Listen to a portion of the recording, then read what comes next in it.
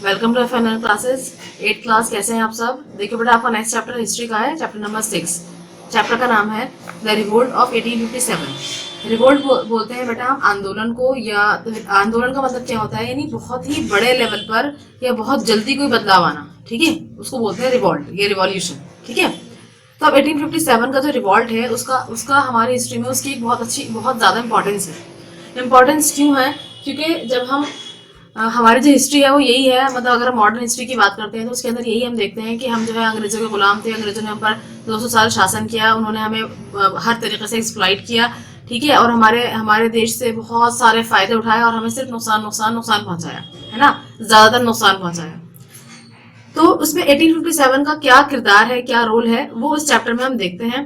ठीक है, कि क्या बताया उन्होंने 1857 के बारे में। लेकिन उससे पहले मैं आपको थोड़ा सा बेस बता देती हूँ कि 1857 को जो है फर्स्ट वॉर ऑफ इंडिपेंडेंस कहा जाता है। ठीक है, यानी आज़ादी की पहली जंग, आज़ादी की पहली जंग कहा जाता है। उस वक्त हिंदुस्तान का कोई तस्वुर नहीं था कि मतलब हिंदुस्तान जो है वो एक पूरा एक देश है या कोई एक राष्ट्र है, उसके विभिन्न राज्य हैं, डिफरेंट डिफरेंट स्टेट्स हैं, ऐसा कुछ नहीं था।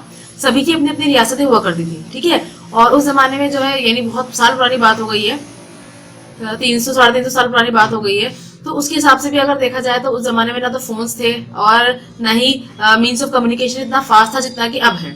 उसके बावजूद, इन तमाम बातों के बावजूद भी जो है एक रिवॉल्ट होता है, और वो रिवॉल्ट जो है वो पूरी अंग्रेजी सरकार की को हिलाकर रख देता है। ठीक है, तो इसलिए जो है इसकी हमारी हिस्ट्री में बहुत इंपॉर्टेंस है। तो अब यहाँ पर इस चैप्टर में आप क्या पढ़ेंगे कि इसके होने के क्या कारण थे, ये रिवॉल्ट हुआ ही क्यों, है ना, इसके पीछे कौन कौन से कॉजेस थे। तो डिफरेंट डिफरेंट कॉजेस जो है वो हम इसमें पढ़ेंगे इस चैप्टर में। चैप्टर स्टार्ट करते हैं। तो आपकी फर्स्ट हेडिंग है 6.1 कॉजेस ऑफ द रिवॉल्ट, यानी रिवॉल्ट के यानी आंदोलन के क्या क्या कारण थे। A number of causes led to the popular revolt of 1857, they are as follows. तो कह रहे हैं कि इस रिवॉल्ट के 1857 जो रिवॉल्ट हुआ था उसके बहुत सारे कारण थे। उनमें से जो कारण है वो अब हम आगे पढ़ने जा रहे हैं। फर्स्ट कॉज जो है आपका वो है पॉलिटिकल कॉज। ठीक है, यानी राजनीतिक कारण। राजनीतिक तौर पर कौन से कारण थे? The annexation of states by the subsidiary alliance system and the doctrine of lapse created unrest among the rulers of India. The rulers of Hyderabad, Mysore, Tanjore, Jodhpur, Jaipur, Bundi, Bharatpur were forced to accept the subsidiary alliance system.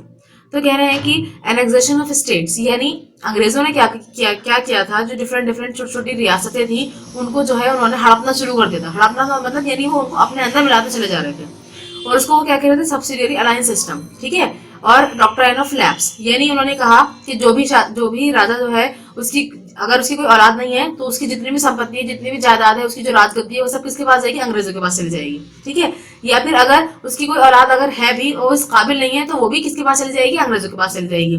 ठीक है, या किसी भी राज्य के ऊपर उन्होंने ये लगा दिया इल्जाम कि भाई ये जो है ठीक से चल नहीं पा रहा है तो इसको हम चलाएंगे, ये भी उनको दे दो। ठीक है, इस तरीके से उन्होंने किया। तो इस वजह से सारे के सारे जो रूलर्स थे इंडिया के वो क्या थे? अनरेस्ट थे, यानी बेचैन थे। कहाँ कहाँ की बात कर रही है? हैदराबाद के जो रूलर्स थे, मैसूर के, तंजौर के, जोधपुर के, जयपुर के, बुंडी के, भरतपुर के, इन सबको जो है फोर्स किया गया था कि वो सब्सिडियरी अलायंस सिस्टम को माने। ठीक है, जबरदस्ती उनको मनवाया गया था। ये states of Satara, Sambalpur, Jaipur, Bhagat, Udaipur, Jhansi and Nagpur were annexed under the doctrine of lapse. तो अच्छा, इन्होंने यहाँ पर क्या किया था? इन वाली जगहों पर उन्होंने क्या किया? डॉक्ट्राइन ऑफ लैप्स लगा दिया। यानी यहाँ पर क्या है, यहाँ पर कोई उत्तराधिकारी नहीं है, यहाँ पर उनका कोई हेयर नहीं है, कोई विरासत को संभालने वाला नहीं है। तो वो सब कौन ले लेगा? वो सब अंग्रेज ले लेंगे। Awadh was annexed in protest of misgovernance, thus nearly all rulers came under the control of the company. और अवध को क्या कहा उन्होंने? अवध को ये कहा कि भाई यहाँ पर जो है मिस गवर्नेंस है, यानी यहाँ का जो नवाब है, यहाँ के जो नवाब है, जो यहाँ के शासक हैं, वो इस काबिल नहीं है कि वो संभाल सकें, इसलिए उसको भी उन्होंने अपने अंडर ले लिया। ठीक है, और वहां के नवाब कौन थे? बाजीद अली शाह थे, और उनको वहां से कैद करके वहां से निकलवा दिया। ठीक है बेटा, तो कह रहे हैं इस तरीके से क्या हुआ कि अंग्रेजों ने काफी सारे स्टेट्स को, काफी सारे रूलर्स को अपने ही अंडर ले लिया, कंपनी के रूल के अंदर ले लिया। The princes of the states were denied their rights of succession. The company did not recognize the adopted son of Rani Lakshmi Bai of Jhansi as their heir to the throne after her husband's death. तो कह रहे हैं कि जो राजकुमार हुआ करते थे, states के जो राजकुमार थे, उनसे भी जो सक्सेशन के राइट्स थे, यानी कि जैसे पहले जमाने में तो ऐसा होता था ना कि भाई बाप अगर राजा है तो उसका बेटा राजा बनेगा। ठीक है, फिर उसका बेटा, फिर उसका बेटा, तो उसी को बोलते हैं राइट्स ऑफ सक्सेशन। तो वो राजकुमारों से वो राइट्स छीन लिए गए। ठीक है, और कंपनी ने जो है रानी लक्ष्मीबाई के बेटे को नहीं पहचाना, मतलब नहीं पहचाना से मतलब कि ये कहते हैं कि नहीं, जो रानी लक्ष्मीबाई की जितनी भी संपत्ति है वो अंग्रेजों के पास जाएगी, क्योंकि उनका जो बेटा है वो गोद दिया हुआ है, अडॉप्टेड सन। ठीक है, उनके हस्बैंड की डेथ के बाद जो है उन्होंने उनके बेटे को उनका वारिस मानने के बजाय सारी की सारी संपत्ति अपने अधीन लेने की कोशिश की। The Nawab of Carnatic and Tanjore lost their royal titles. The pension to Nana Sahib, the adopted son of Peshwa Bajirao II, was denied and he was forced to live in Kanpur, far away from his ancestral place at Pune. तो कह रहे हैं कि जो कर्नाटक और तंजौर के जो नवाब थे उनके रॉयल टाइटल्स उनसे छीन लिए गए, यानी उनसे जो है उनकी नवाबी छीन ली गई। और कह रहे हैं कि नाना साहिब जो है उनकी पेंशन को रोक दिया गया, वो भी जो है पेशवा बाजीराव के अडॉप्टेड सन थे, और उनको जो है मना कर दिया गया, उनको बल्कि बाध्य किया गया इस बात के लिए कि आप, यानी जहां पर वो रहते आए थे बचपन से, जहां पर उनके माता पिता की संपत्ति थी, उस जगह को छोड़कर उनको जबरदस्ती कानपुर में भेज दिया गया। ठीक है। The Muslim feelings had also been greatly hurt as the names of Mughal kings were removed from the coins minted by the company. The announcement of Lord Dalhousie in 1849 held that after the death of Bahadur Shah Zafar, his family would have to leave the Red Fort and reside in some other place given by the company in Delhi.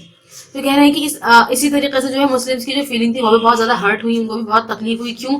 क्योंकि अंग्रेजों ने जो सिक्के बनवाए थे, अब नए सिक्के उन्होंने मिंट करवाए थे, तो उस पर उन्होंने मुगल किंग्स के नाम हटा दिए थे। ठीक है, क्योंकि उनसे पहले तक मुगल किंग्स थे तो उनके नाम के सिक्के चला करते थे, लेकिन अब जब नए सिक्के बने तो उन्होंने मुगल किंग्स के नाम हटवा दिए उन पर से। और जो है लॉर्ड डलहौजी ने जो है अनाउंसमेंट की कि 1849 के अंदर कि जब बहादुर शाह जफर की डेथ हो जाएगी तो उनकी फैमिली को रेड फोर्ट, यानी जहां पर वो रहते थे लाल किले में, ये छोड़कर जाना पड़ेगा। ठीक है, और जो कंपनी जगह उनको देगी, जिस जगह पर कंपनी उनसे रहने के लिए कहेगी दिल्ली में, वो वहीं रहेंगे और रेड फोर्ट को छोड़ देंगे। Lord Canning declared in 1856 that after the death of Bahadur Shah Zafar, his successors would not be recognized as kings but would be called princes. तो कह रहे हैं कि लॉर्ड कैनिंग ने 1856 में ये कहा कि बहादुर शाह जफर की डेथ के बाद क्या होगा, जो उनके सक्सेसर्स हैं यानी जो राजकुमार वगैरह हैं वो राजा नहीं बनेंगे, वो राजकुमार कहलवा लेंगे तो कोई बात नहीं, लेकिन वो राजा नहीं बनेंगे। यानी राजा नहीं बनेंगे तो कोई राइट उनको नहीं मिलेगा, और ना ही वो गद्दी संभाल सकते हैं और ना ही वो शासन चला सकते हैं। इन्हें सब कुछ डायरेक्टली इनडायरेक्टली किसके पास चला जाएगा? अंग्रेजों के पास। The harsh policies of the British against thugs who lived by plunder and irregular soldiers of the native armies had filled them with anger and resentment. In the revolt of 1857, they fully supported the rebels. तो कह रहे हैं कि अंग्रेजों की जो thugs जो होते हैं, लुटेरे जो होते हैं, हालांकि वो लुटेरे हैं लेकिन उनके खिलाफ उनकी बहुत ही ज्यादा हार्श, बहुत सख्त पॉलिसीज थी। ठीक है, और इसके अलावा जो इरेगुलर सोल्जर्स हुआ करते थे, यानी जैसे जब जरूरत पड़ती थी तब वो भर्ती हो जाते थे, जब जरूरत नहीं होती थी तो वापस अपने काम पर लग जाया करते थे, यानी जैसे खेती बाड़ी वगैरह में। तो उनके खिलाफ जो है अंग्रेजों ने बहुत सख्त पॉलिसीज बनाई थी, इसलिए वो गुस्से में भरे हुए थे। और इन सभी कारणों से जो है उन्होंने 1857 में बहुत अच्छी तरीके से सपोर्ट किया। ठीक है, यानी आपने जो सारे कारण देखे, सारे जो रीजंस देखे, कॉजेज देखे, ये सब बेटा कौन से कॉजेज हैं? पॉलिटिकल कॉजेज हैं। ठीक है, यानी कोई भी सेटिस्फाई नहीं था, ना तो कोई भी शासक, ना कोई नवाब, ना मुस्लिम्स, और ना ही ठग्स, और ना ही प्लंडर्स वगैरह, प्लंडर्स जो थे वो सभी जो है क्या थे? डिससेटिस्फाइड थे कि वो अंग्रेज शासन से तंग आ चुके थे। ठीक है, कि अंग्रेजों ने सिर्फ अपने फायदे के सारे काम कर रखे थे और उनके बारे में कुछ सोचा नहीं था। नेक्स्ट है बेटा आपका एडमिनिस्ट्रेटिव कॉजेज। एडमिनिस्ट्रेटिव यानी शासन संबंधी जो कॉजेज थे वो क्या थे, वो क्या कारण थे? All the higher post in civil and military services were reserved for the British. This caused anger among the aristocratic Indian class which was deprived of power and position. तो कह रहे हैं जितनी भी हायर पोस्ट थी, चाहे वो civil में हो चाहे वो मिलिट्री सर्विसेज में हो, वो सभी की सभी जो है वो ब्रिटिशर्स के लिए रिजर्व थी, यानी उस पर कोई भी हिंदुस्तानी फाइज नहीं हो सकता था, यानी उसको कोई भी पोस्ट ऐसी जो है वो हिंदुस्तानियों को नहीं मिलेगी। ठीक है, इससे क्या हुआ, जो हायर क्लास के जो हिंदुस्तानी थे, जाहिर है क्योंकि हिंदुस्तान में तो अमीर लोग हुआ करते होंगे, है ना, पढ़े लिखे लोग, तो जो एरिस्टोक्रेटिक इंडियन क्लास थी वो इस बात से बहुत ज्यादा गुस्से में आ गई, क्योंकि उनको जो है बिला वजह डिप्राइव किया जा रहा था, पावर की फॉर्म में भी और पोजीशन की फॉर्म में भी। The chances of promotion of Indians in both civil and military services were very few and negligible. The highest post for an Indian army in military was that of Subedar, and in the civil services was that of a Sadr Amin. कह रहे हैं कि और अगर Indians अच्छा काम भी कर रहे हैं, वफादारी भी दिखा रहे हैं, तो उसके बावजूद भी उनकी कोई प्रमोशन के कोई चांसेस नहीं थे, या तो बहुत ही कम चांसेस थे, और लगभग ऐसे थे कि है ही नहीं, यानी जिस पोस्ट पर जो काम कर रहा है वो उसी पोस्ट पर काम करता रहेगा, चाहे वो कितना भी अच्छा काम करे। ठीक है बेटा, इसके अलावा जो सबसे हाईएस्ट पोस्ट थी इंडियंस के लिए मिलिट्री के अंदर वो थी सूबेदार की, और सिविल सर्विसेज के अंदर अगर देखा जाए तो वो थी सदर अमीन की, यानी इससे ऊपर जो भी पोस्ट होगी वो किसकी होगी? ब्रिटिशर्स की होगी। तो बेटा ये तो हो गया आपके एडमिनिस्ट्रेटिव कॉजेज। अब देखते हैं मिलिट्री कॉजेज। मिलिट्री कॉजेज कौन कौन से थे? New rules like crossing of the sea introduced by the British hurt the religious sentiments of the sepoys. In those days, crossing the sea meant losing one's religion and caste. When the sepoys were asked to fight for the company in Burma in 1824, they refused to go by the sea. They preferred going by the land route. In 1856, the company had to pass a new law making it compulsory for the army persons to go overseas whenever required. तो अब कह रहे हैं कि company ने कुछ नए rules बनाए थे मिलिट्री के लिए क्या रूल्स बनाए थे कि क्रॉसिंग ऑफ द सी, तो यानी समुद्र को पार करके जाना, ठीक है, ये इन्होंने इंट्रोड्यूस करवाया था। यानी पहले जमाने में क्या होता था, पहले इंडियंस जो ऐसा तो था नहीं कि भाई वो लड़ने जा रहे हैं बाहरी देशों से, ऐसा तो कुछ हुआ नहीं था कभी भी। तो जो जो लोग थे वहीं पर ही रहा करते थे, अपने देश में ही रहते थे, वहीं पर इन्होंने खा लिया कमा लिया, वहीं पर ही वो अपनी जिंदगी गुजार लिया करते थे। लेकिन जब अंग्रेज आए तो अंग्रेजों के अंदर जो है ना ये वाली बात थी कि उन्हें क्या करना है, उन्हें सारी कंट्रीज पर हमला करके उन्हें अपने अंदर मिलाना है। ब्रिटिशर्स ही एक ऐसा देश है ब्रिटिश कि उसने जो है लगभग आधी दुनिया पर राज किया है, ठीक है, वक्तन, और अभी भी कई सारे देश ऐसे हैं जो अभी भी उसकी पकड़ में हैं, ठीक है। इवन आप अगर न्यूजीलैंड की बात करें, न्यूजीलैंड है, ऑस्ट्रेलिया है, और इसके अलावा बहुत सारी कंट्रीज हैं, एटलीस्ट 15-16 है जो उसके अंडर अभी भी हैं। यानी आप सोचिए कितनी पुरानी बात हो चुकी है, जब हम आजाद हो गए उसके बावजूद भी अभी उसके गुलाम है देश। तो कह रहे हैं कि इससे क्या हुआ, यानी जब समुद्र पार करके जाना उनको पड़ता था दूसरे देशों में लड़ने के लिए, तो इससे जो लोग थे उनके रिलीजियस सेंटिमेंट्स हर्ट होते थे। यानी वो जो है धार्मिक तौर पर उनका धर्म जो है वो उन्हें इजाजत नहीं देता था। क्यों? क्योंकि उस जमाने में ये माना जाता था कि अगर किसी इंसान ने समुद्र को पार कर लिया, यानी समुद्र में वो चला गया, तो उसने जो है अपना धर्म भी छोड़ दिया, यानी वो धर्म से ही बाहर हो गया और अब वो अपनी जाति से भी बाहर हो गया, ठीक है। जब सिपाहियों से कहा गया कि भाई आपको जो है कंपनी के लिए लड़ाई करनी है बर्मा में जाकर के, 1824 की बात है ये, ठीक है, तो उन्होंने मना कर दिया कि भाई हम सी से नहीं जाएंगे, यानी समुद्र के रास्ते नहीं जाएंगे, हालांकि अगर आप चाहते हैं तो हम लैंड रूट से चले जाएंगे, यानी जमीनी रास्ते से चले जाएंगे। अब आप ये देखिए कि जितने भी मार काट वाले काम है जिसमें मरने के चांसेस है, तो उसमें तो जाएंगे इंडियंस, ठीक है, और जितने भी हायर पोस्ट हैं जो सिर्फ ऑर्डर्स देंगे उसके अंदर रहेंगे ब्रिटिशर्स। ये देखिए आप discrimination.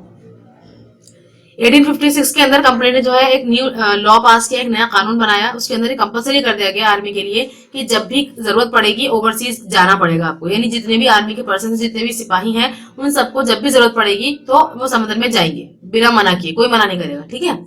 As the Indian sepoys mostly belong to the villages with agricultural backgrounds, they fully supported the peasants in the revolt. तो एक बात तो ये हो गई कि उन्होंने एक उल्टा सीधा कानून बना दिया उन लोगों के लिए, ठीक है। दूसरी बात ये थी कि जो इंडियन सिपाही जो थे वो ज्यादातर गांव के थे, ठीक है, और गांव के होने की वजह से वो सब खेती बाड़ी के कामों से जुड़े हुए थे। तो जब किसानों ने विरोध किया, किसानों ने जब आंदोलन किया, तो वो सब उनके साथ हो गए, ठीक है, उन किसानों के साथ हो गए। जैसे अभी का एग्जांपल भी आप देख सकते हैं कि अभी भी किसान आंदोलन चल रहा था, तो किसान आंदोलन को वो हल्के में क्यों नहीं ले पाए, क्यों नहीं हटा पाए उसको, क्योंकि उन सभी किसानों के जो बेटे हैं वो आर्मी में है ना, ज्यादातर। तो ज्यादातर के जब बेटे आर्मी में है, तो अब देखिए ना, कोई अपने बाप के या अपने चाचा के या अपने मामू के खिलाफ थोड़ी आएगा, तो वो भी पीछे हट गए, वो भी सामने नहीं आए। तो इसलिए जो है इंडियन गवर्नमेंट कमजोर पड़ गई और उनको किसानों की बात माननी पड़ी।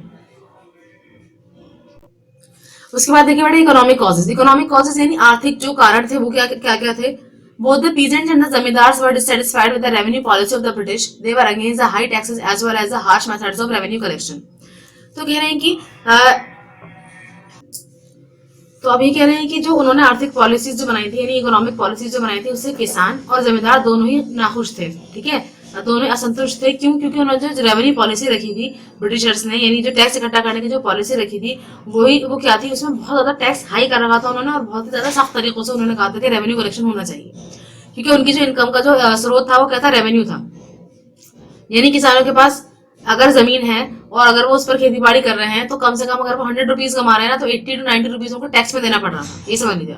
अब ये देखिए जब उनकी ये अर्निंग हो जाएगी, मतलब 10 रुपए वो सिर्फ अर्न कर पा रहे हैं, तो अब मतलब वो किस तरह डेवलप हो पाएंगे, उनको तो पूरी तरीके से सप्रेस कर दिया ना उन्होंने, ठीक है।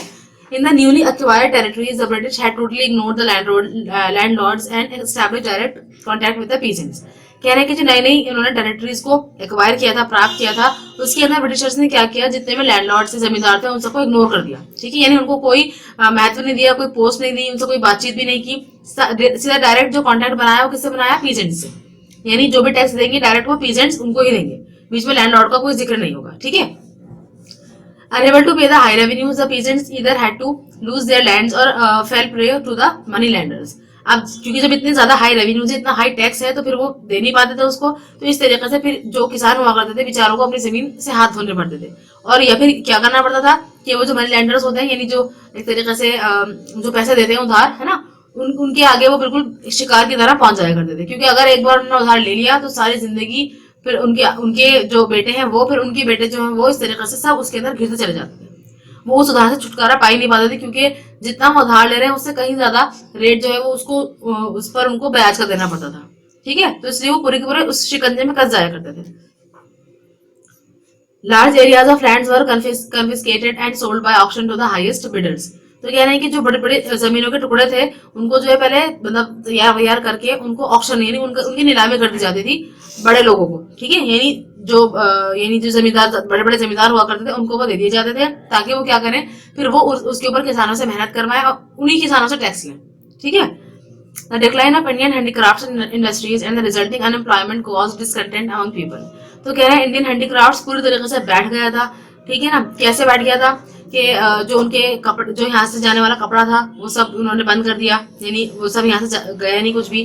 बहुत ज्यादा हाई टैक्स लगा दिया यहाँ की चीजों पर, तो लोगों ने बाहर खरीदना बंद कर दी वो चीजें। ठीक है, और यहाँ पर इंडियन मार्केट्स में क्या करा, ये वहां से ब्रिटिश चीजें थी वो यहाँ पर आने लगी और वो सस्ती हुआ करती थी क्योंकि वो मशीन से बनती थी। तो यानी इंडिया के सामान ने अपने देश में भी और बाहरी देशों में भी सब जगह से अपनी वक़्त खो दी। तो इस वजह से क्या हुआ, जितनी भी हैंडीक्राफ्ट इंडस्ट्रीज थी वो सब बैठ गई, यानी बिल्कुल बर्बाद हो गई। इसकी वजह से क्या हुआ, अनएम्प्लॉयमेंट हुआ, यानी लोग बेरोजगार हो गए और इस वजह से वो सब असंतुष्ट भी हो गए। ठीक है, यानी एक तरीके से सभी लोग जो है बेचैन और बेसब्रे हो गए कि मतलब अब हम करें तो क्या करें, है ना। तो ये सभी रीजन बने रिवॉल्ट के लिए। उसके बाद नेक्स्ट देखिए बेटा, सोशल एंड रिलीजियस कॉजेज, सामाजिक और धार्मिक कारण। सामाजिक और धार्मिक कारण कौन कौन से हैं, देखिए फर्स्ट क्या है, the British considered themselves as superior to the Indians, they describe the Hindus as barbarians and the Muslims as cruel and intolerant. तो क्या है, ब्रिटिशर्स ने ये कहा कि भाई हम जो है सुपीरियर हैं, यानी इंडियंस जो है वो क्या है, वो इंफीरियर हैं और हम सुपीरियर हैं, यानी इंडियंस को हमारे सामने सर उठाने की, हमारे सामने आवाज उठाने की कोई हक नहीं है। ठीक है, उन्होंने ये कहा कि हिंदू जो है वो बार्बरियंस है, यानी बिल्कुल ही कोई तमीज नहीं है, बिल्कुल ही असभ्य लोग हैं ये। और मुस्लिम्स को उन्होंने क्या कहा कि ये बहुत क्रूवल है और इंटॉलरेंट है, यानी बर्दाश्त के काबिल ही नहीं है और बहुत ज्यादा निर्दयी है, बहुत ज्यादा बेरहम है। ठीक है, The British officers often assaulted and insulted the Indians publicly and were let off with little or no punishment. कह रहे जो ब्रिटिश ऑफिसर्स हुआ करते थे वो क्या करते थे, वो इंडियंस को पूरी सारी सभा के सामने जो है इंसल्ट किया करते थे। ठीक है, कभी मतलब उनको कभी मार दिया, कभी पीट रहे हैं, कभी मार रहे हैं, कभी सजा दे रहे हैं और कभी नहीं भी दे रहे, लेकिन सबके सामने बेइज्जती किया करते थे उनकी। The Christian missionaries tried to convert the Indians to Christianity. They got full support of the British, who extended extra facilities for them. In 1850, a new law made conversion to Christianity easier. तो कह रहे हैं जो Christian missionaries थे, यानी जो Christian धर्म का प्रचार कर रहे थे, उन लोगों ने क्या करा, उन लोगों ने इंडियंस को क्रिश्चियन बनाने की कोशिश करना शुरू कर दी। ठीक है, वो लोगों को क्रिश्चियनिटी में कन्वर्ट करने लगे और इस बात के लिए उनको सरकार ने पूरा सपोर्ट किया, क्योंकि वो अंग्रेज सरकार थे, वो खुद क्रिश्चियन थे। ठीक है ना, और सरकार ने उनको बहुत सारी एक्स्ट्रा फैसिलिटीज भी दी। ठीक है ना, मिशनरीज को भी और जो लोग नए नए कन्वर्ट हो रहे थे उनको भी। 1850 की बात है कि एक नया कानून बनाया गया, उसके अंदर क्रिश्चियनिटी के अंदर कोई भी इंसान अगर चाहता है कि वो क्रिश्चियन बन जाए तो उसके लिए बहुत सारी आसानियां डाल दी गई। The British were against idol worship and condemned Hindu gods and goddesses. तो कह रहे हैं ब्रिटिश जो अंग्रेज जो थे वो क्या करते थे, वो मूर्ति पूजा के खिलाफ थे और इसलिए जो है वो मूर्ति देवी देवता की जो मूर्तियां थी उनको कंडेम कर दिया करते थे, उनको तोड़ दिया करते थे। They taxed the lands belonging to the Hindu temples and Muslim mosques and thus hurt the religious sentiments. तो उन्होंने क्या करा, जो मंदिरों की और मस्जिदों की जो जगहें थी, जो बड़ी बड़ी लैंड्स थी, उन पर उन्होंने टैक्स लगा दिया। ठीक है, और इससे भी जो है लोगों को बहुत ज्यादा रिलीजियस सेंटिमेंट्स उनके बहुत हर्ट हुए। ठीक है, क्योंकि कोई भी राजा हो या कोई भी महाराजा हो मंदिर मस्जिद के लिए जगह प्रोवाइड करता है। ठीक है, और इसके अलावा साथ साथ वहां पर क्या होता है, उन लोगों को टैक्स भी नहीं देना होता, लेकिन अंग्रेजों ने यहाँ पर उल्टा किया कि उनसे भी उन्होंने टैक्स देना शुरू कर दिया। The British made efforts towards the spread of English education, widow remarriage, and legislation against practice of sati. These acts regarded by the Indians as direct interference in their religious and social lives. अच्छा, इसके अलावा Britishers ने ये भी कोशिश की कि वो क्या करें, वो इंग्लिश एजुकेशन का प्रचार प्रसार करें। तो इंग्लिश एजुकेशन इसलिए चाहते थे ताकि वो लोगों को तैयार कर सकें जो उनके अधीन काम करें, जो उनके अंडर काम करें। ठीक है, साथ साथ उन्होंने विधवा विवाह को भी प्रमोट किया, यानी जो अगर कोई विधवा है औरत तो उसको जो है दोबारा से उसकी शादी की जानी चाहिए। और इसके अलावा उन्होंने जो सती हुआ करते थे, यानी किसी का अगर हस्बैंड मर जाता था तो उसको भी उसके साथ जला दिया जाता था, तो इसके खिलाफ उन्होंने मतलब इसके भी खिलाफ उन्होंने कानून बनाए। तो ये सभी बातें जो थी इंडियंस के लिए उनको लगा कि ये डायरेक्ट इंटरफेयर है उनके धर्म में। हालांकि काफी बातें ठीक भी थी, इनमें से दो तीन बातें ठीक है, लेकिन दो तीन काफी सारी बातें गलत भी है ना। तो इंडियंस को लेकिन ये लग रहा था कि ये हमारे जो है धार्मिक विश्वासों पर एक आघात है, एक बहुत बड़ी चोट है। ठीक है, और इसलिए उनकी सामाजिक जिंदगी भी बहुत डिस्टर्ब हो रही है, ऐसा लग रहा था उन लोगों को। तो ये सभी कारण बने उनकी रिवॉल्ट के लिए, यानी इसी इन सब कारणों की वजह से जो है वो आंदोलन करने के लिए उत्सुक हुए, आंदोलन करने के लिए तैयार हुए। अच्छा, तो मैं आपको साथ साथ एक बात और बताती चलूं कि अंग्रेज जो है ना एक काम में बहुत माहिर है। अंग्रेजों का क्या काम है कि वो काम कोई भी करे लेकिन उसके ऊपर नाम वो अपना चिपका देते हैं। ठीक है, काम कोई कोई भी कर रहा हो काम, लेकिन उन्हें क्या चाहिए, उन्हें नाम चाहिए। यानी उनके उनके लिए जो इम्पोर्टेंट है वो रिकॉर्ड्स हैं। क्योंकि देखिए रिकॉर्ड्स की इंपॉर्टेंस क्या है, अब जो आप बुक्स पढ़ रहे हैं वो अभी लिखी गई है ना, ये बुक्स किसी पुराने बुक से लिखी गई हैं, और वो पुराने बुक किसी और पुराने बुक से लिखी गई है। यानी अगर किताबों में लिखा होगा तो तभी तो लोग समझेंगे ना उसको। अगर उस जमाने का तो कोई जिंदा नहीं है हमारे पास, है ना, तो हम कैसे पढ़ पा रहे हैं, कैसे समझ पा रहे हैं इन चीजों को, तो हम समझ पा रहे हैं इन किताबों के जरिए, है ना।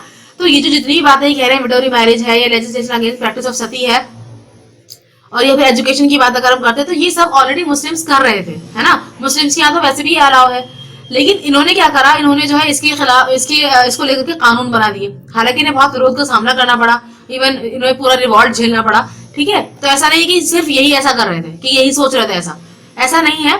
यहाँ के जो लोग थे इसके अंदर भी मतलब कुछ जो हिंदू थे, रूढ़ीवादी हिंदू, जो पुराने जमाने के जो हिंदू हुआ करते थे, वो अभी भी ऐसा ही सोचते हैं।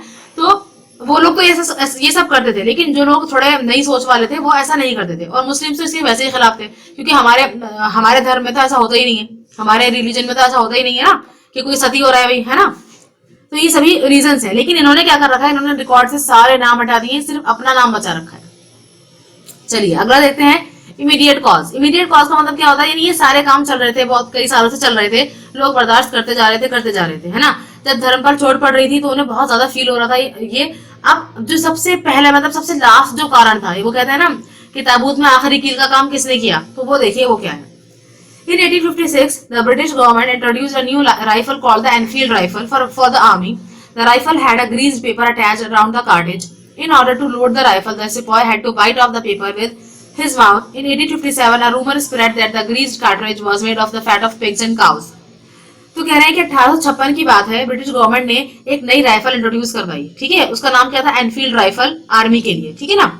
तो उस राइफल के अंदर जो है एक ग्रीस पेपर लगा हुआ था, यानी जैसे एक तो गन होती है, उस गन के अंदर आप गोली डालेंगे ना, तो वो राइफल है, उसको बोल रहे हैं राइफल ये। ठीक है, तो वो राइफल जो है वो ग्रीस पेपर से पूरी छुपी हुई थी, यानी उसके ऊपर पैकिंग हुई हुई थी एक तरीके से, कारतूस के ऊपर एक पैकिंग हुई हुई थी। तो जब भी राइफल को आप लोड करेंगे तो लोड करने से पहले उसके अंदर वो कार्ट्रिज आपको डालना पड़ेगा। तो सिपाही को क्या करना पड़ता था कि उस कार्ट्रिज, वो जो कार्ट्रिज है जिससे वो ढका हुआ है, उस पन्ने को दांत से काटना पड़ता था। ठीक है, दांत से काट करके उस पेपर को काट करके फिर वो उस गोली को गन में डाला करते थे। ठीक है ना। तो दांत मुंह से काटने के लिए यहाँ पर क्या हुआ, फिर एक जो है 1857 में एक रूमर फैल गया, एक अफवाह फैल गई कि जो ग्रीस पेपर है जो कार्ट्रिज के ऊपर लगा हुआ है वो फैट से बना हुआ है, पिग के और काउस के। ठीक है, तो पिग्स तो मुस्लिम्स में हराम है। ठीक है, और काउस और पिग्स वैसे भी हिंदूज भी नहीं खाते हैं, क्योंकि काउ तो वो समझते हैं कि भाई वो उनकी माता है, तो इसलिए वो लोग भी नहीं खाते। तो इस बात से जो है उनको बहुत ज्यादा मतलब बहुत धक्का लगा। This deeply hurt the religious sentiments of both the Hindus and the Muslims. The sepoys refused to use the new rifles and they decided to revolt. This incident gave the necessary spark to the fire of anger and discontent burning in the hearts of Indians. तो कह रहे हैं इस बात से जो है हिंदू और मुस्लिम दोनों के ही रिलीजियस सेंटिमेंट्स को बहुत ज्यादा ठेस लगी, बहुत ज्यादा उनको दुख हुआ इस बात का, और उन्होंने मना कर दिया कि भाई हम जो है ये नई वाली जो राइफल्स हैं इनका इस्तेमाल नहीं करेंगे। और इसी वजह से उन्होंने रिवॉल्ट करने का, यानी इन्होंने जो है आंदोलन करने का फैसला कर लिया। और ये जो वाकया है इसी ने सबसे ज्यादा जो है गुस्से की आग को भड़काया। जो भी असंतुष्टि की या फिर जो भी मतलब दुख और तकलीफ की आगे इंडियंस के दिल में दहक रही थी वो अब और भड़क गई। ठीक है बेटा, आप देखते हैं revolt at Delhi and end of the Mughal empire.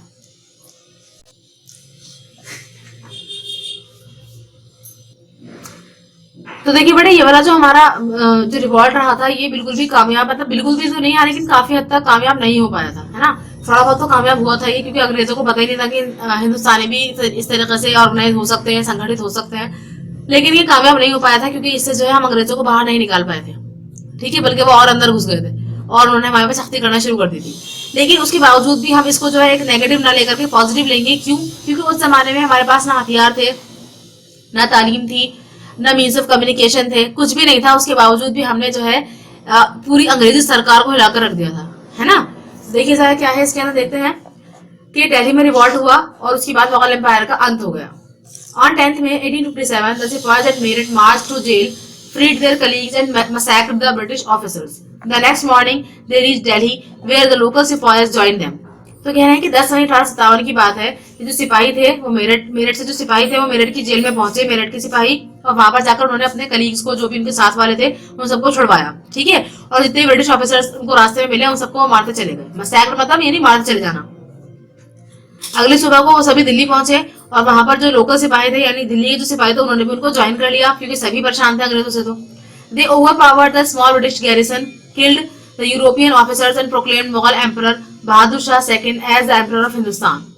तो कह रहे हैं कि अब उन्होंने क्या करा, जो ब्रिटिश गैरिसन थे उन सबको, मतलब जितने भी ऑफिसर उनको रास्ते में मिलते जा रहे थे उन सबको मारते चले गए। और साथ साथ उन्होंने क्या किया, मुगल एम्परर बहादुर शाह जफर को क्या कहा कि भाई ये हमारे एम्परर है, यानी एक ये हमारे एक तरीके से ये हमारे हेड हैं, हिंदुस्तान के एम्परर हैं, और इनकी निगरानी में हम ये लड़ाई लड़ रहे हैं। ठीक है ना, क्योंकि क्या होता है, देखिए कोई भी लड़ाई जब हम लड़ते हैं ना तो उसके लिए हमें कोई ना कोई हेड चाहिए। बिना हेड के अगर कोई लड़ाई लड़ी जाती है तो फिर वो यही होता है कि हम हार जाते हैं उसके अंदर, है ना। This news spread quickly to the neighboring regions and the people rose spontaneously in rebellion against the British. All rebellion sepoys and the Indian chiefs who rebelled proclaimed their loyalty to Bahadur Shah. Delhi thus became the center of the revolt and Bahadur Shah its symbol. तो आप कह रहे हैं कि ये खबर जो है आसपास के इलाकों में फैल गई, पड़ोस में फैल गई, पड़ोस में नहीं पड़ोसी रीजन्स में फैल गई। तो सभी के सभी जो लोग थे वो फटाफट उठना शुरू हो गए, वो भी जो है उन लोगों का साथ देने लगे उस आंदोलन में, उस विद्रोह में। ठीक है बेटा, ब्रिटिशर्स के खिलाफ जितने भी रेबेलियंस सिपाहीज हैं, जितने भी सिपाही थे और इंडियन चीफ जितने भी थे, यानी जो भी हेड थे इंडियंस में, कुछ तो मतलब अमीर लोग जो भी थे, उन सब ने भी जो है ये मान लिया कि हाँ भाई हम बहादुर शाह जफर के वफादार हैं और हम उनको अपना नेता मानते हैं और उनके अधीन में पढ़ाई करने को तैयार है। ठीक है, इस तरह दिल्ली जो है वो क्या बन गई, सेंटर ऑफ द रिवॉल्ट बन गई, यानी विद्रोह का केंद्र बन गई, और बहादुर शाह जफर जो है उसका एक सिंबल बन गई, यानी इसका एक निशान बन गया। ठीक है, Bakht Khan of Bareilly Rohilkhand, who had served in the British Army, led a band of rebels to Delhi. His able military leadership helped the rebels keep the British out of Delhi for several weeks. कह रहे हैं बख्त खान जो है बरेली के रोहिलखंड बरेली में है, तो वहाँ के जो है उन्होंने क्या करा, उन्होंने ब्रिटिश आर्मी में काम कर रखा था, तो उनकी जो है काफी सारी मतलब जान पहचान भी थी और काफी उनके पास लोग भी थे। तो उन्होंने भी अपना एक रिबल्स का, विद्रोहियों का एक बैंड जो था, पूरा एक ग्रुप जो था वो दिल्ली की तरफ भेज दिया, रवाना कर दिया। और उनकी जो मिलिट्री लीडरशिप की जो उनके अंदर क्वालिटी थी, उन्होंने जो है उनकी मदद की कि वो दिल्ली से कुछ हफ्तों तक ब्रिटिशर्स को दूर रख पाए, यानी जो लड़ाइयां दिल्ली में हो रही थी वहां तक ब्रिटिशर्स पहुंच ही नहीं पाए कुछ हफ्तों तक। ठीक है बेटा, to suppress the revolt the British brought in forces from various regions of India including a large number of newly recruited Sikh sipahis from Punjab. तो अब क्या हुआ, अब ब्रिटिशर्स को पता चल चुका था कि क्या हो रहा है ना। अब उन्होंने इस रिवॉल्ट को दबाने के लिए, टू सप्रेस द रिवॉल्ट को दबाने के लिए अपनी फोर्सेस बुलाई। ठीक है, इंडिया के दूसरे रीजन से उन्होंने क्या करा, उन्होंने बहुत सारे जो नए फौजी थे उनको रिक्रूट करा, हाथ के हाथ उनको जॉब दी। ठीक है, वो सिख थे। कौन थे बेटा? सिख, पंजाब के जो सिख थे वो लोग थे। इन September 1857 the British reoccupied Delhi. A terrible massacre followed. The Mughal Empire came to an end. Bahadur Shah was captured, trialed, found guilty and deported to Rangoon, where he died in 1862. His two sons were shot dead. तो अब कह रहे हैं कि वहां पर उसके बाद क्या हुआ, फिर उसके बाद खूब लड़ाई हुई, बहुत सारे लोग मरे और ब्रिटिशर्स ने वापस से दिल्ली को रीऑक्यूपाई कर लिया, दोबारा से उस पर कब्जा कर लिया। ठीक है, मुगल एम्पायर जो था अब वो अपने अंत को पहुंचा। बहादुर शाह जफर जो है उनको कैदी बना लिया गया। ठीक है, उनको जो है गिल्टी माना गया, यानी सजा मुजरिम माना गया, और उनको रंगून यहाँ से भेज दिया गया, यानी यहाँ से उनको निकाल दिया गया इस देश से। और वहां पर जाकर के 1862 में उनकी डेथ हो गई। उनके जो दोनों बेटे थे उनको गोली मार दी गई। ठीक है, इन्होंने इतनी आसानी से लिख दिया कि गोली मार दी गई, लेकिन ऐसा ना हो करके बहुत ज्यादा बुरा सलूक किया गया था। ठीक है, रंगून जो है बेटा वो म्यांमार में है ना, म्यांमार। अब उसका नाम यंगून है। तो वहां पर उनको भेज दिया गया था, जेल में डाल दिया गया था, नजरबंद कर दिया गया था, और वहीं पर उनकी डेथ हो गई थी। अब आगे देखते हैं, नेक्स्ट है आपका नेचर ऑफ द रिवॉल्ट, यानी विद्रोह की प्रकृति, किस टाइप की प्रकृति थी उसकी। The revolt of 1857 was called the sipahi mutiny by the British authorities, while Indian historians called the first war of independence. तो कह रहे हैं कि 1857 के रिवॉल्ट को अंग्रेजों ने क्या कहा कि ये सिपाहियों का विद्रोह था, यानी एक सिपाहियों की बगावत थी। ठीक है, जो ब्रिटिश अथॉरिटीज थी वो ये कह रही थी, लेकिन अगर इंडियन हिस्टोरियंस की हम बात करें तो उन्होंने इसको क्या कहा कि ये हमारी आजादी की पहली लड़ाई थी, फर्स्ट वॉर ऑफ इंडिपेंडेंस थी। ठीक है बेटा, the revolt began with the mutiny of the sipahis but was soon transformed into a popular revolt when people from different sections of the society spontaneously joined in. This is evident from the fact that Out of the estimated 1,50,000 people killed in the revolt, 1 lakh were civilians. तो कह रहे हैं कि revolt की जो शुरुआत हुई थी वो तो बिल्कुल म्यूटिनी थी, सिपाहीज की सिपाहियों ने ही एक बगावत की थी, लेकिन धीरे धीरे जो है ये इसका जो रूप था वो बड़ा होता चला गया और सभी लोग इसमें शामिल होते चले गए। ठीक है, फौरन बिल्कुल एकदम तैयार हो गए लड़ने के लिए वो लोग। ठीक है ना, डिफरेंट डिफरेंट सेक्शन थे सोसाइटी के, धर्म के हिसाब से भी अगर देखा जाए तो हिंदू मुस्लिम सभी लोग साथ में आ गए थे। या इसके अलावा अगर हम जाति की बात करें या फिर अगर काम करने वाले जैसे किसान है, छोटे बड़े किसान है, जमींदार, सब लोगों ने इसमें पार्टिसिपेट किया था। इसका सबूत ये है कि ये पता चला है कि उस मतलब जब ये लड़ाई हुई थी तो 1,50,000 लोग मर गए थे। ठीक है, तो उसमें से 1 लाख लोग जो थे वो सिविलियंस थे, यानी आम जनता के लोग थे।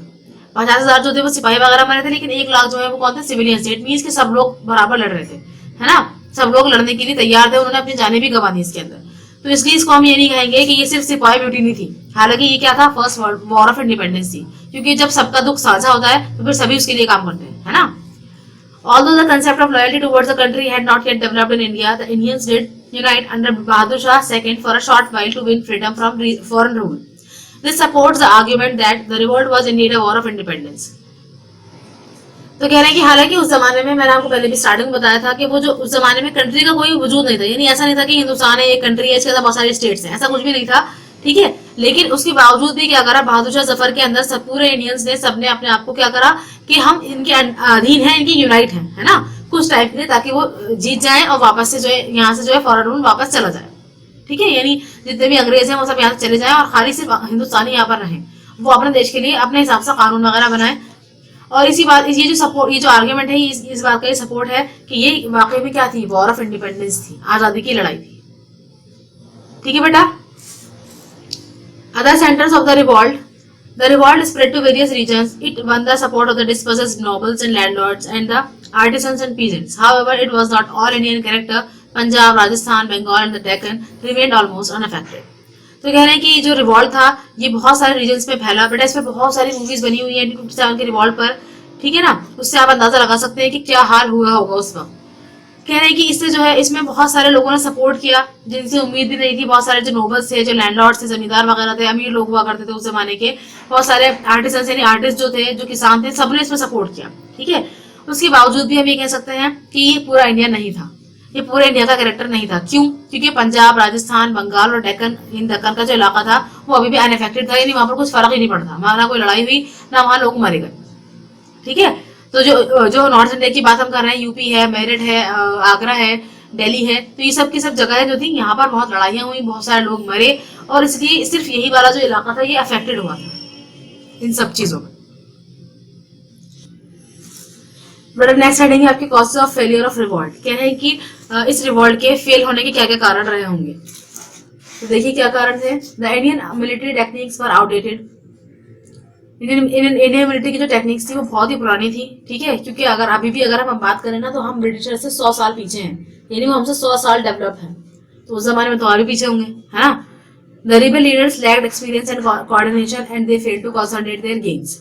तो कह रहे हैं जो रिबेल लीडर्स थे, यानी जो विद्रोह के जो लीडर थे, नेता थे, डिफरेंट अलग अलग नेता थे, क्योंकि आदिवासियों ने अलग विद्रोह किया, अलग अलग जगह किसानों ने अलग अलग विद्रोह किया, तो उन सबके जो लीडर्स थे ना वो सब क्या थे, उनके पास कोई एक्सपीरियंस नहीं था पहले ऐसा करने का और उनमें आपस में कोऑर्डिनेशन भी नहीं थी, है ना।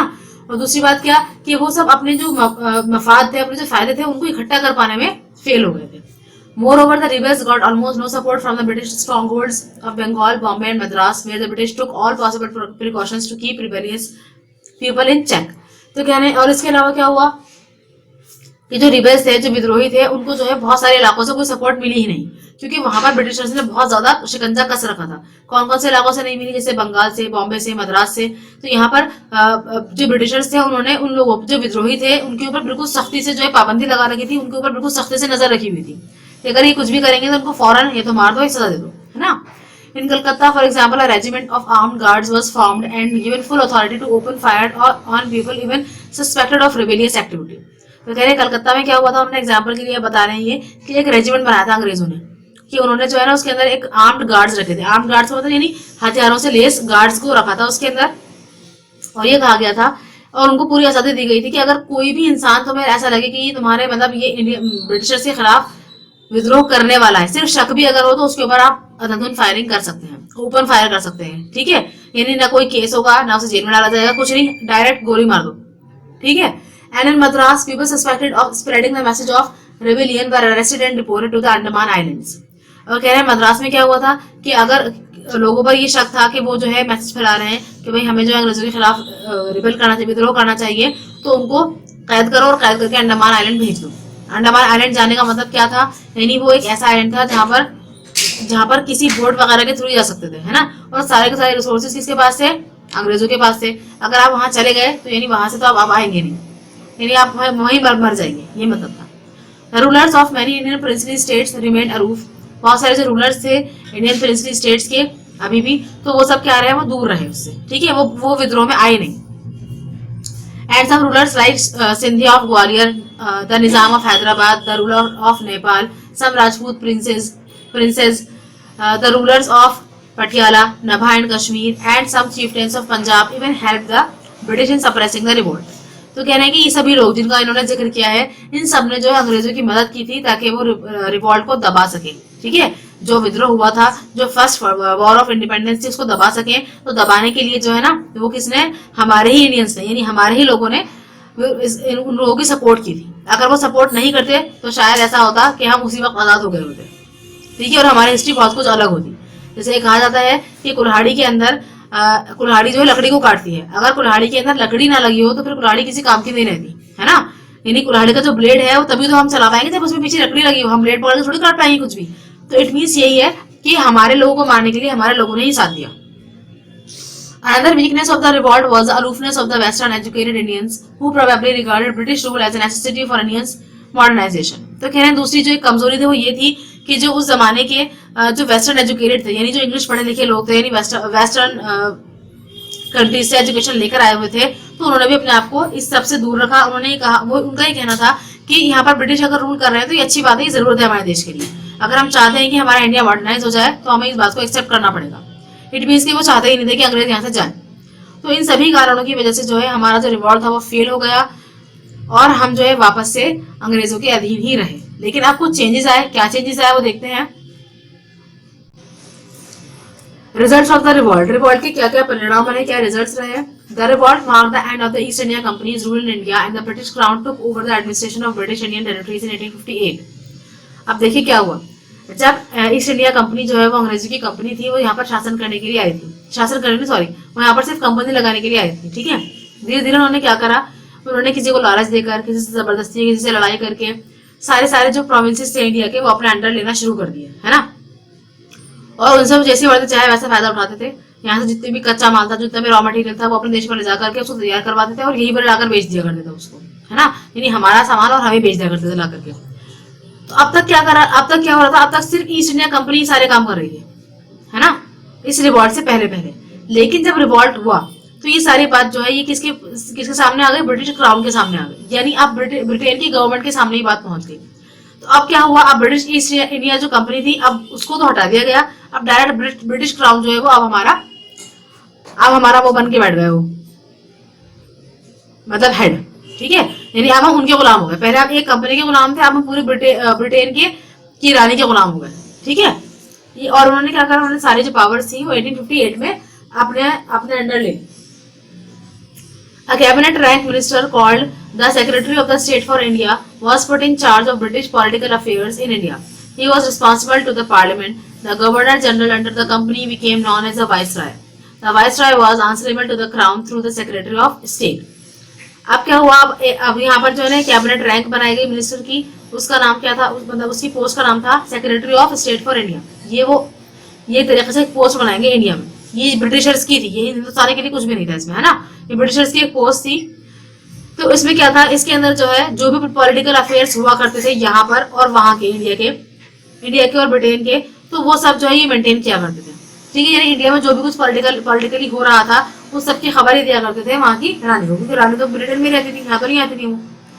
और साथ साथ जो है ये रिस्पॉन्सिबल थे, ये जिम्मेदार थे पार्लियामेंट के भी, ठीक है। और जो ईस्ट इंडिया कंपनी जब होती थी तो यहाँ पर एक गवर्नर जनरल होते थे जो हेड होते थे किसी भी स्टेट के।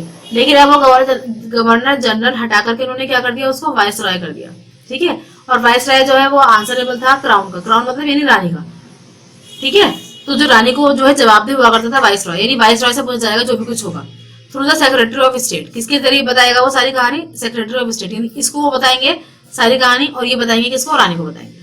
ठीक है, इस तरीके से होने लगा। Lord Canning, the last governor general under the company, became the first viceroy under the crown.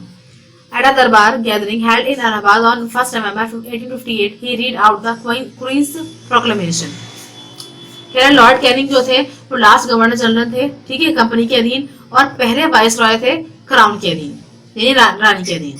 अब कह रहे हैं कि एक दरबार लगाया गया, गैदरिंग पूरी, बहुत सारे लोग इकट्ठा हुए उसके अंदर, जो कब हुआ? इलाहाबाद में 1 नवंबर 1858 में हुआ। तो वहां पर जो है लॉर्ड कैनिंग ने क्वीन प्रोक्लेमेशन पढ़ा, यानी जो क्वीन सब लोगों से कह रही थी क्वीन, वो सब उन्होंने पढ़ा। तो वो क्या कह रही थी?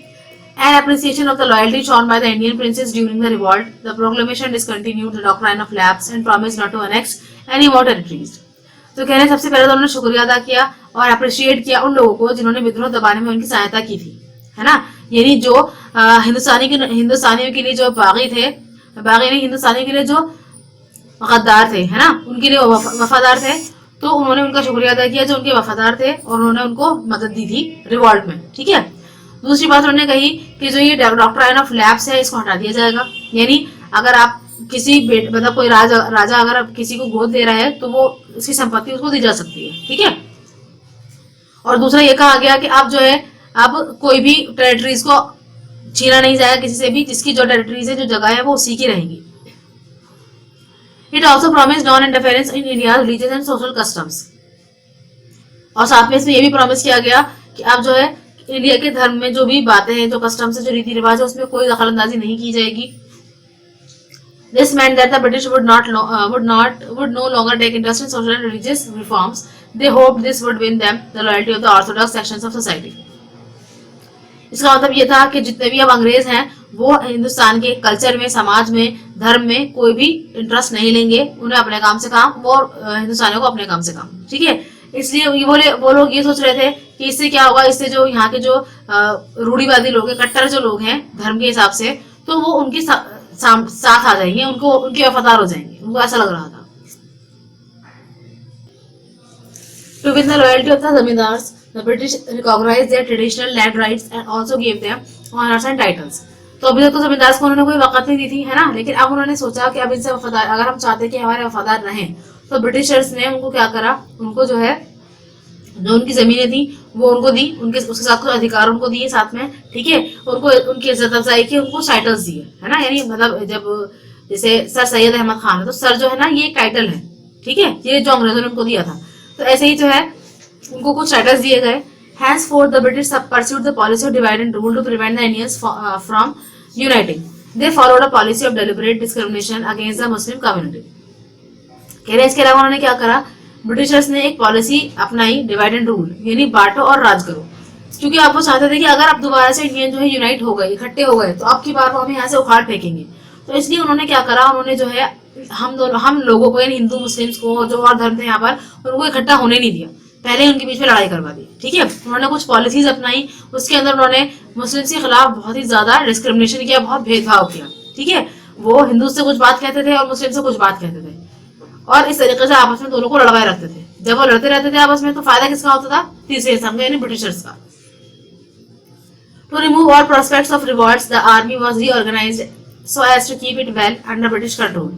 कह रहे हैं कि जितने भी प्रोस्पेक्ट्स थे, यानी जितने भी विद्रोही थे, उन सबको हटाने के लिए आर्मी दोबारा से बनाई गई, दोबारा से ऑर्गेनाइज की गई। ठीक है, और ताकि ब्रिटिश अच्छे से कंट्रोल कर सके उसको। The proportion of European soldiers to Indian soldiers was increased. Strategic military positions and crucial military equipment such as artillery were placed exclusively in the charge of European soldiers and officers. कह रहे अब की बार क्या किया, जो European soldiers थे उनकी जो मात्रा थी ना आर्मी में, वो बढ़ा दी गई। ठीक है, यानी कुछ किसी भी एक ग्रुप के अंदर कुछ इंडियन सोल्जर्स होते थे और कुछ यूरोपियन होते थे, तो अब यूरोपियन को बढ़ा दिया गया, मात्रा बढ़ा दी गई उनकी। और जितनी भी स्ट्रेटेजिक मिलिट्री पोजीशंस, यानी हाई पोजीशंस जो थी, जहां पर फैसला लेना होता है, जहां पर लड़ाई वगैरह की जो बातें होती हैं, वहां पर किसी भी हिंदुस्तानी को नहीं रखा गया, सिर्फ और सिर्फ ब्रिटिशर्स ही रहे वहां पर। और जितने भी क्रूशियल हथियार थे, इक्विपमेंट थे, जैसे कि आर्टिलरी है, यानी जैसे बारूद वगैरह है, या फिर जो गन्स वगैरह होती है, सारे के सारे हथियारों से बिल्कुल हिंदुस्तानी को दूर रखा गया। ये सब किसके हाथ में दिए गए? यूरोपियन सोल्जर्स के हाथ में और ऑफिसर्स के हाथ में दिए गए। The British began to recruit fewer soldiers from Awadh, Bihar, Madras and other areas where there had been revolts in और बिफोर 1857। अब ब्रिटिशर्स ने क्या किया, ऐसी जगह से सोल्जर्स को रिक्रूट करना शुरू करा जहां से पहले रिवॉल्ट नहीं हुआ था। जैसे अवध है, बिहार है, मद्रास है, तो यहाँ से लोग पहले विद्रोह कर चुके थे, तो यहाँ से बहुत ही कम सोल्जर्स लिए गए, ठीक है, और दूसरी जगहों से सोल्जर्स को लिया गया जहां पर कोई लड़ाई वगैरह नहीं हुई थी। They now recruited more soldiers from among the Sikhs, Gurkhas, Pathans, Rajput and Jats who had remained neutral or had helped the British during the revolt। तो कह रहे हैं कि अब उन्होंने जो रिक्रूट किया वो किन लोगों को रिक्रूट किया, सिख्स को किया, गुरखास को किया, पठान्स को, राजपूत को और जाट्स को किया, जो बिल्कुल न्यूट्रल थे, ठीक है, यानी वो ना तो हिंदुस्तानी के साथ थे और ना ही अंग्रेजों के साथ थे, और उन लोगों ने मदद भी की थी अंग्रेजों की इस विद्रोह को दबाने के लिए। Although the revolt failed, it marked the beginning of a broader struggle against British rule। हालांकि रिवॉल्ट फेल हो गया, लेकिन इसने शुरुआत कर दी थी एक बहुत बड़े स्ट्रगल की जो कि ब्रिटिश रूल के खिलाफ था। बड़ा चैप्टर आपका खत्म हुआ। इसको पढ़ने में, समझने में और इसको फील करने में जितनी एनर्जी हमें लगी है, उससे कहीं ज्यादा एनर्जी जो है वो उनको लगी होगी जिन्होंने इसको फेस किया था, ठीक है, और जो बहुत सारे लोग जो है इसमें लड़ने के बाद मर भी गए थे, और बहुत सारे लोग जो है वो कैदी बना लिए गए, बहुत सारे लोगों को बहुत बहुत बुरी बुरी यातनाएं दी गई, बहुत बुरी बुरी सजाएं दी गई, है ना। तो ये सभी जो है ये सभी हमने पढ़ा इसके बारे में। हालांकि ये कामयाब नहीं रहा, लेकिन उसके बावजूद भी ये जो है बहुत बड़ा एक मार्का है जो कि हमारी इंडियन हिस्ट्री के लिए बहुत इंपॉर्टेंट है। इसकी अपनी एक बहुत अलग इंपॉर्टेंस है हमारी इंडियन हिस्ट्री के अंदर। चैप्टर आपका एंड हो चुका है, आई होप समझ में आया होगा आपको। इसको अच्छे से एक बार पूरा पढ़ लीजिएगा ताकि जो आपने समझा है वो आपके दिमाग में रिटेन हो जाए, ठीक है बेटा। अब हम इसका प्रैक्टिस वर्क देखेंगे। देखिए बेटा, प्रैक्टिस वर्क है आपका, प्रैक्टिस फॉर फॉर्मेटिव असेसमेंट के अंदर देखिए क्वेश्चन ए है आपका ओरल क्वेश्चंस। ओरल क्वेश्चंस किस तरह नोट डाउन करेंगे अपनी नोटबुक में आप। फर्स्ट है आपका by which the revolt in Arrah was led, तो इसका आंसर लिखेंगे आप the revolt in Arrah was led by Kunwar Singh. Next question देखिए बेटा, when was the Enfield rifle was introduced in army, तो कब इंट्रोड्यूस करवाए गए थे आर्मी में ये, तो इसको लिखेंगे आप the Enfield rifle was introduced in army in 1856, ठीक है बेटा। थर्ड क्वेश्चन है आपका who was declared himself as a Peshwa, तो किसने अपने आप को पेशवा डिक्लेयर किया था, नाना साहेब, ऐसे लिखेंगे Nana Saheb declared himself as the Peshwa. तो ये तीनों आंसर्स हो गए आपके, इसको आप अपने हिस्ट्री की नोटबुक में नोट डाउन कर लेंगे, ठीक है बेटा। नेक्स्ट क्वेश्चन है आपका matching, match the following. Match the following के अंदर मैंने नंबरिंग कर दी है ना। देखिए फर्स्ट है आपका यहाँ पर लिखा हुआ है झांसी, तो झांसी जो है वो किससे रिलेटेड है, ये देखिए रानी लक्ष्मीबाई, है ना। उसके बाद सेकंड है दिल्ली, दिल्ली किससे रिलेटेड है बेटा, बहादुर शाह सेकंड। फिर है लखनऊ, लखनऊ किससे रिलेटेड है, हजरत महल। उसके बाद है कानपुर, कानपुर किससे रिलेटेड है, नाना साहिब। और उसके बाद है एरे, एरे किससे रिलेटेड है, कुंवर सिंह, ठीक है। तो ये मैंने यहाँ नंबरिंग कर दी है, इसको आप इसके हिसाब से लिख लीजिएगा। उसके बाद देखिए एमसीक्यूज है आपके। एमसीक्यूज में देखिए बेटा फर्स्ट क्वेश्चन है आपका in some parts of Bihar the revolt of 1857 was led by, कह रहे हैं बिहार के कुछ पार्ट्स में जो रिवॉल्ट हुआ था 1857 का, उसको किसने लेड किया था, बख्त खान, तात्या टोपे, नाना साहेब, कुंवर सिंह। तो बेटा कुंवर सिंह था, है ना, कुंवर सिंह थे जिन्होंने इसको लीड किया था। ये एरे है ना, वो एरे जो है वो वहीं पर ही है। उसके बाद सेकंड है doctrine of lapse was used by the British rule to annex, कह रहे हैं कि डॉक्ट्राइन ऑफ लैप्स का इस्तेमाल किया गया था ब्रिटिश रूल में क्या करने के लिए, किसको एनेक्स करने के लिए। तो बेटा यहाँ पर है सतारा, नागपुर और झांसी, ठीक है। इसके बाद थर्ड है आपका Begum Hazrat Mahal led to the revolt in, Begum Hazrat Mahal ने रिवोल्ट कहाँ से सपोर्ट किया था, तो बेटा वो अवध, है ना, वो नवाब वाजिद अली शाह की वाइफ थी ये बेगम हजरत महल, इन्होंने अवध से जो है रिवोल्ट को सपोर्ट किया था। उसके बाद फोर्थ है आपका during the period of the revolt the British enjoyed loyal support of, कह रहे रिवोल्ट के समय में ब्रिटिशर्स ने किसकी सपोर्ट को एंजॉय किया था, किसकी वफादारी को एंजॉय किया था, तो बेटा सिख्स, गोरखास एंड राजपूत। तो इन लोगों ने इनको सपोर्ट किया था, किसको बेटा, अंग्रेजों को, है ना। तो उसके बाद नेक्स्ट देखिए बेटा, नेक्स्ट में आपके फिलअप्स हैं। नेक्स्ट में फर्स्ट देखिए आप the Rani of Jhansi joined the rebels because her adopted son was denied inheritance of the throne, ठीक है। तो उन्होंने क्यों किया था इसको ज्वाइन, रिबेल को, विद्रोह को, क्योंकि उनके जो अडॉप्टेड सन थे उनको डिनाई कर दिया गया था कि भाई इनको थ्रोन नहीं मिलेगा, इनको राजगद्दी नहीं मिलेगी। उसके बाद सेकंड है India's last governor general ruler under the company was, last governor general कौन थे, लॉर्ड कैनिंग थे, है ना। और फर्स्ट वाइसराय भी कौन थे, लॉर्ड कैनिंग ही थे। उसके बाद थर्ड देखिए the queen's proclamation was read out in the year, queen का जो प्रोक्लेमेशन था वो पढ़ा गया था कौन से साल में, 1858 में, ठीक है। उसके बाद फोर्थ है Nana Sahib led the revolt at Kanpur, उन्होंने कहाँ से रिवॉल्ट को सपोर्ट किया था, कानपुर से किया था। उसके बाद फिफ्थ है Mangal Pandey was hanged for calling upon sipahis at Barrackpore to revolt against the use of greased cartridge, कह रहे हैं मंगल पांडे को जो है हैंग कर दिया गया था, फांसी पर चढ़ा दिया गया था, क्योंकि उन्होंने जो है सिपाहियों को रिवॉल्ट के लिए, विद्रोह के लिए बुलाया था। ठीक है, बैरकपुर में किस वजह से? क्योंकि वो जो ग्रीस कार्ट्रिज थे, यानी वो जो ग्रीस लगा हुआ जो कारतूस था, उसके खिलाफ आवाज उठाने के लिए बुलाया था। तो इसलिए इनको हैंग कर दिया गया था, इनको फांसी पर लटका दिया गया था। ठीक है, तो ये मंगल पांडे इसका आंसर हो जाएगा। बेटा सारे आंसर देख लीजिए प्रॉपर्ली और बहुत ध्यान से स्पेलिंग लिखिएगा। ठीक है ना। उसके बाद सेकंड देखिए, सी पार्ट है आपका। क्वेश्चन सी देखिए बेटा, इसके अंदर आपको राइट रॉन्ग बताने हैं, कौन सी स्टेटमेंट राइट है और कौन सी रॉन्ग है। फर्स्ट है आपका, the British abolish the zamindars land rights after the revolts of 1857। तो बेटा रॉन्ग स्टेटमेंट है, क्योंकि उन्होंने उनको राइट्स दिए थे, है ना, हटाए नहीं थे, दिए थे उनको राइट्स। उसके बाद सेकंड है, more sipahis died in the uprising of 1857 than civilians. तो कहने हैं कि ज्यादा सिपाही मरे थे 1857 के रिवॉल्ट में सिविलियंस के कंपैरिजन में। तो नहीं बेटा, 1 लाख सिविलियंस मरे थे और ओनली 50,000 जो है वो कौन मरे थे? सिपाहीज मरे थे। तो ये भी स्टेटमेंट कौन सी होगी बेटा? रॉन्ग हो गई है। थर्ड है आपका, introduction of the Enfield rifle in the companies army was an immediate cause of the revolt of 1857। Yes it is right, कि इमीडिएट कॉज जो था वो यही था कि उन्होंने जो एनफील्ड राइफल इंट्रोड्यूस करवाए थे, सबसे ज्यादा जो मतलब अहम वजह जो थी वो यही थी।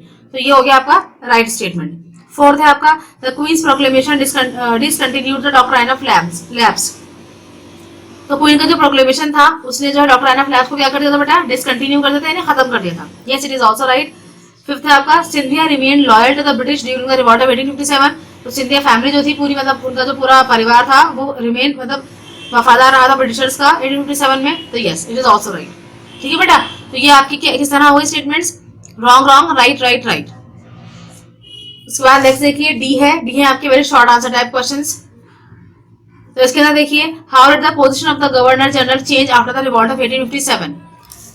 गवर्नर जनरल की पोस्ट जो है वो किस तरह चेंज हो गई 1857 के बाद? इसका आंसर देखने के लिए आइए पेज 45 पर। लेकिन इससे पहले सेकंड पे देख लीजिए साथ साथ, give a possible reason why many educated Indians did not join the revolt of 1857।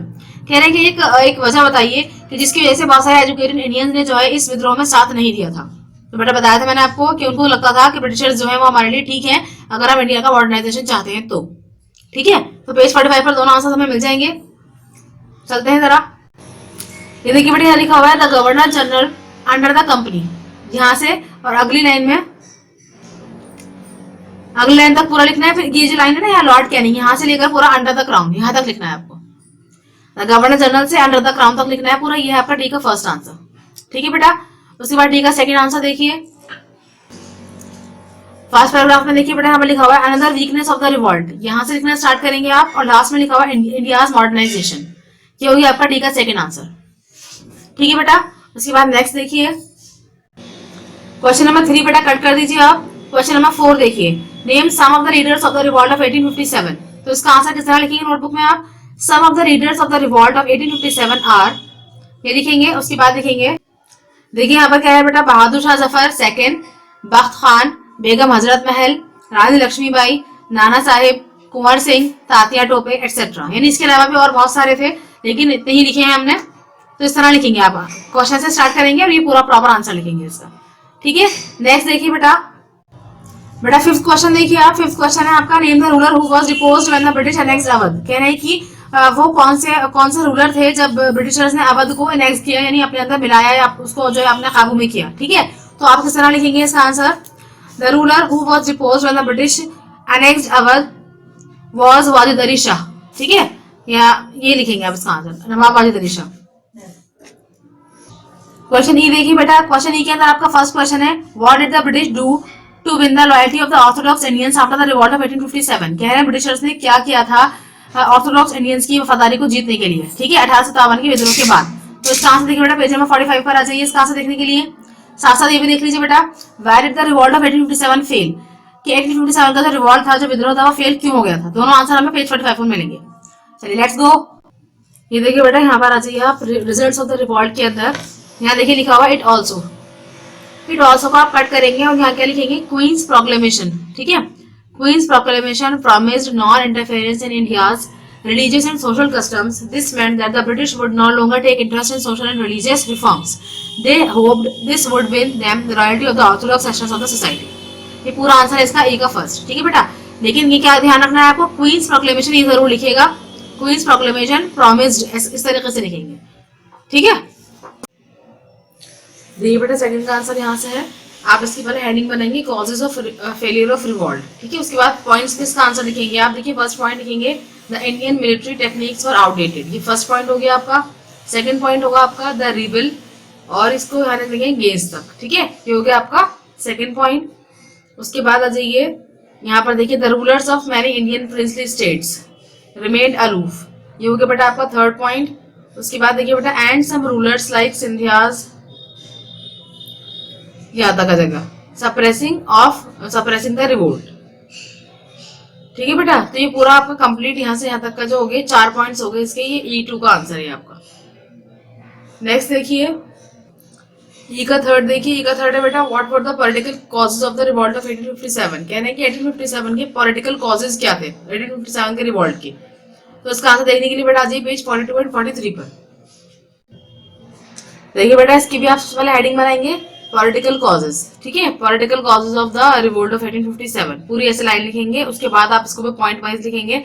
First point आप लिखेंगे द एनेक्सेशन, यहाँ से लेकर के थर्ड लाइन में लिखा हुआ रूलर्स ऑफ इंडिया, यहाँ तक फर्स्ट पॉइंट हो गया इसका। उसके बाद सेकंड पॉइंट देखिए बेटा, सेकंड पॉइंट है यहाँ पर द प्रिंसेस ऑफ स्टेट्स, यहाँ से लेकर और हस्बैंड्स डेथ, ये सेकंड पॉइंट हो गया इसका। उसके बाद थर्ड पॉइंट देखिए, थर्ड पॉइंट देखिए बेटा यहाँ पर है the pension to Nana Sahib the adopted सन, यहाँ से, और ये प्लेस एट पूना, ये थर्ड पॉइंट हो गया बेटा आपका। उसके बाद फोर्थ पॉइंट है the Muslim feelings had also been greatly hurt, यहाँ से, और ये बाय द कंपनी, यहाँ तक, ठीक है, ये फोर्थ पॉइंट हो गया। उसके बाद फिफ्थ पॉइंट देखिए बेटा the harsh policies of the British against, ये वाला पॉइंट लिखेंगे आप रिसेंटमेंट तक। तो ये 5 पॉइंट्स हो गए बेटा, ठीक है, ये हो गया आपका ए का थर्ड आंसर। प्रॉपरली 5 पॉइंट्स लिखिएगा, अच्छे से समझ में आना चाहिए, है ना, गंदी गंदी राइटिंग में मत करिएगा काम को। उसके बाद E4 देखिए, ई का फोर्थ है बेटा क्वेश्चन आपका discuss why the revolt of 1857 can be called a war of independence, कह रहे हैं कि 1857 का जो रिवॉल्ट है उसको जो है हम वॉर ऑफ इंडिपेंडेंस कैसे कह सकते हैं, ठीक है ना, मतलब कैसे कह सकते हैं, कैसे ही पॉसिबल है। हालांकि उस वक्त इंडिया का कोई तस्वुर था ही नहीं, इंडिया तो अपने आप में कोई कंट्री नहीं था, अलग अलग रियासतें थी, है ना। तो इसका आंसर देखने के लिए बेटा आ जाइए पेज नंबर 44 पर। ये देखिए बेटा इसका आंसर यहाँ लिखा हुआ है although the concept of loyalty towards, यहाँ से लिखना स्टार्ट करेंगे और यहाँ इस पैराग्राफ की लास्ट लाइन में लिखा हुआ है वॉर ऑफ इंडिपेंडेंस, यहाँ तक लिखेंगे, ठीक है। ये हो गया आपका ई का फोर्थ आंसर। ई का फिफ्थ क्वेश्चन देखिए व्हाई वाज अवध एनेक्स्ड, ठीक है ना, इसके आगे वाला जो क्वेश्चन है इसको कट कर दीजिए। व्हाई वाज अवध एनेक्स्ड से इसका आंसर लिखेंगे अब हम पेज नंबर 42 पर आ जाइए। इसका आंसर देखिए बेटा Awadh was annexed in pretext of misgovernance, thus nearly all rulers came under the control of the company, यहाँ तक, ठीक है बेटा। तो ये हो गया आपका ई का फिफ्थ आंसर। अब देखिए बेटा अब आपका आता है एफ पार्ट, है ना, तो पार्ट एफ का जो फर्स्ट क्वेश्चन है वो देखिए how was the policy of the divide and rule implemented in the Indian army after the revolt of 1857, तो कह रहे हैं कि 1857 के रिवॉल्ट के बाद जो आर्मी के अंदर जो डिवाइड एंड रूल की पॉलिसी इंप्लीमेंट की गई थी वो मतलब किस तरह की गई थी इंप्लीमेंट। तो देखिए इसका बेटा इसका आंसर 45 में मिलेगा आपको पेज नंबर। ये देखिए बेटा यहाँ पर लिखा हुआ है इसका answer the British pursued the policy of divide and rule to prevent the Indians, यहाँ से लेकर यहाँ लिखा हुआ है अगेंस्ट द मुस्लिम कम्युनिटी, यहाँ तक। ये हो गया बेटा एफ का 1। एफ का 2 देखिए बेटा discuss by the sipahis were discontented, कह रहे हैं कि मतलब ये बताना है कि जो सिपाही थे उस जमाने में मतलब इंडिपेंडेंट वॉर ऑफ इंडिपेंडेंस के आसपास के, तो वो डिसकंटेंटेड क्यों थे, असंतुष्ट क्यों थे, ठीक है। तो इसका आंसर देखिए बेटा पेज 44 पर। देखिए बेटा यहाँ पर लिखा हुआ है इमीडिएट कॉज के अंदर यहाँ लिखा हुआ है इन 1856, यहाँ से स्टार्ट करेंगे आप लिखना और यहाँ तक लिखेंगे हर्ट्स ऑफ इंडियंस, ठीक है बेटा। ये हो गया एफ का 2 आंसर आपका, एफ का सेकंड हो गया ये। अब एफ का थर्ड देखिए ये है what were the economic causes of the revolt of 1857, तो इसका आंसर देखिए पेज नंबर 43 पर। इकोनॉमिक कॉजेज क्या थे, है ना बेटा। तो ये देखिए इकोनॉमिक कॉजेज की पहले आप हेडिंग बनाएंगे, उसके बाद ये आपके सारे पॉइंट छोटे छोटे से ही सारे पॉइंट्स आपको लिखने हैं, ऐसे ही पॉइंट वाइज लिखिएगा जैसे लिखे हुए हैं, ठीक है। ये हो गया आपका एफ का थर्ड आंसर। तो बेटा चैप्टर ये कंप्लीट हो गया, अब आपको समझ में आया होगा, ठीक है। कोई भी अगर क्वेरी हो तो आप ग्रुप में पूछ सकते हैं मुझसे, और एक बार रीड आउट कर लेगा ताकि अच्छे से और जो चीज़ें आपके सामने आई है वो रिटेन हो जाए आपके दिमाग में। So thank you, thanks for watching. Allah Hafiz.